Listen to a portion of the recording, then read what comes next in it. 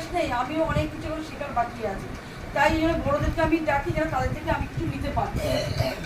আর আমাদের মানুষ বলে না শিক্ষার শেষ নেই, হয়তো বড়োরাও কিছু জানি ছোটোর থেকেও কিছু নিতে পারে, এটাও একটা ব্যাপার আছে। যাই হোক, আমারই সামনে আমারই পিসি শাশুড়ি, সে সব জায়গায় যায়, আমি জানি ও ঠাকুর তাদের অবহেলা করতে পারবো না। কেননা দীক্ষার সময় তো যেরকম আমরা করে এসেছি, এখন একটু অন্যরকম বলেছে। কেন অনেকেই যারা এই বৃষ্টিবৃত্তি ঠিক মতো প্রার্থনা ঠিক মতো করে না, যার জন্য প্রার্থনা দিয়ে শুরু করতে বলেছে। আর সময়টা শর্ট করে দিয়েছে কেন, অনেকের ঘরে হয়তো এই মাতৃ সম্মেলনে যাওয়ার সঙ্গে অশান্তি হয়, তাহলে সে মোটেই